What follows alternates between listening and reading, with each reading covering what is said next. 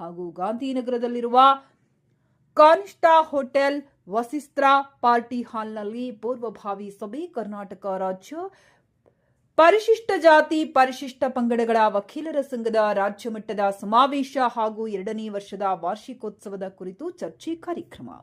ಸಂಘದ ಹಾಲಿ ಹಾಗೂ ಮುಂದಿನ ಚಟುವಟಿಕೆಗಳ ಬಗ್ಗೆ ಚರ್ಚೆ.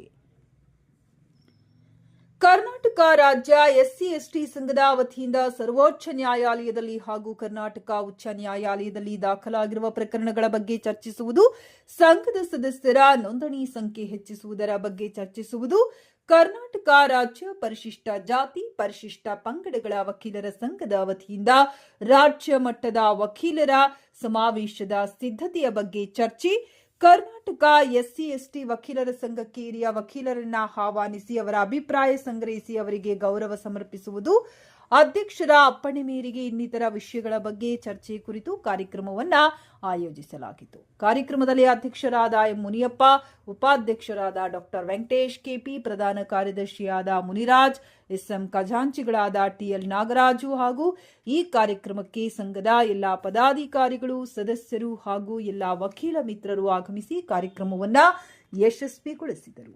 ಕಾರ್ಯಕ್ರಮದ ಕೊನೆಯಲ್ಲಿ ಅಧ್ಯಕ್ಷರಾದ ಎಂ ಮುನಿಯಪ್ಪರವರು ಕಾರ್ಯಕ್ರಮದ ಕುರಿತು ಮಾಹಿತಿ ನೀಡಿದರು.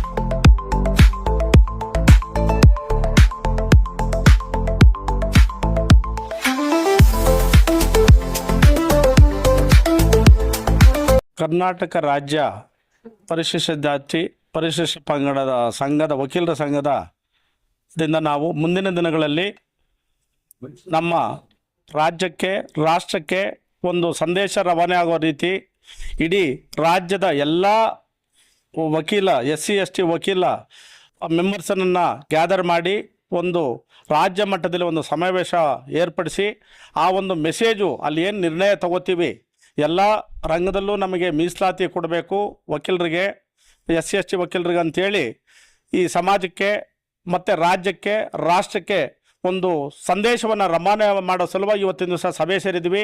ಈ ಸಭೆಯಲ್ಲಿ ಭಾಗವಹಿಸಿದಂಥ ಎಲ್ಲ ಮಿತ್ರರುಗಳು ಅವರು ಒಳ್ಳೆ ಒಂದು ಸಲಹೆ ಸೂಚನೆಗಳನ್ನು ಕೊಟ್ಟಿದ್ದಾರೆ.